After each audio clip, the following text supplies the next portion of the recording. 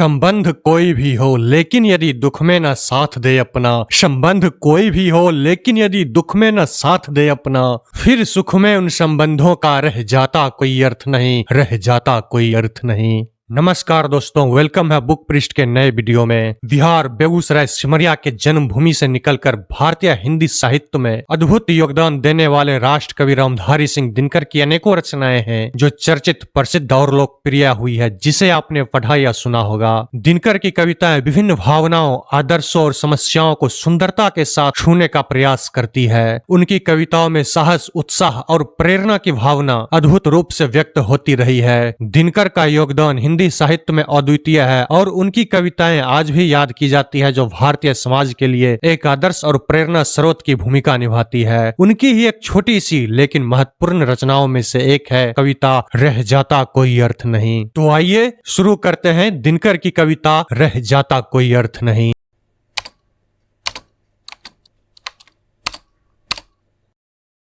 नित्य जीवन के संघर्षों से जब टूट चुका हो अंतर्मन, नित्य जीवन के संघर्षों से जब टूट चुका हो अंतर्मन, तब सुख के मिले समंदर का रह जाता कोई अर्थ नहीं, रह जाता कोई अर्थ नहीं। जब फसल सूख कर जल के बिन तिनका तिनका बन गिर जाए, जब फसल सूख कर जल के बिन तिनका तिनका बन गिर जाए, फिर होने वाली वर्षा का रह जाता कोई अर्थ नहीं, रह जाता कोई अर्थ नहीं। संबंध कोई भी हो लेकिन यदि दुख में न साथ दे अपना, संबंध कोई भी हो लेकिन यदि दुख में न साथ दे अपना, फिर सुख में उन संबंधों का रह जाता कोई अर्थ नहीं, रह जाता कोई अर्थ नहीं। छोटी छोटी खुशियों के क्षण निकले जाते हैं रोज जहां, छोटी छोटी खुशियों के क्षण निकले जाते हैं रोज जहां, फिर सुख की नित्य प्रतीक्षा का रह जाता कोई अर्थ नहीं, रह जाता कोई अर्थ नहीं।